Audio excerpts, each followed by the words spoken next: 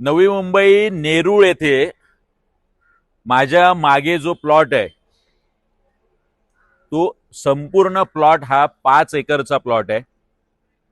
Nerul sector 28 आणि plot number 12 या 12 मध्ये 4 प्लॉटची विभागणी सिडकोने 1972ला त्यांचा जो विकास आराखडा होता त्याच्यात केली।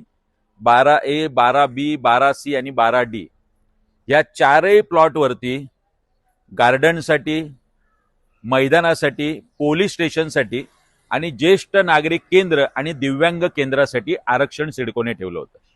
तेच आरक्षण आता काही दिवसांपूर्वी नवी मुंबई महानगरपालिकेने विकास आराखडा केला, त्याच्यात सुद्धा कायम केलं।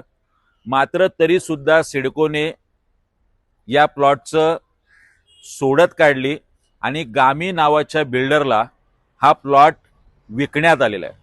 अशा पद्धतीने नवी मुंबईमध्ये सिडकोच्या माध्यमातून आणि महानगरपालिकेच्या दुर्लक्षामुळे जे सोयी सुविधांचे प्लॉट आहे, जे नवी मुंबईकरांच्या सोयी सुविधांचे प्लॉट आहे, त्याचं सुद्धा विक्री होऊ लागलेली आहे। त्याचा निषेध करायला सिडको आणि महापालिकेचा गुरुवारी आम्ही या प्लॉटवरती एक दिवसभराचं धरणं आंदोलन करतोय।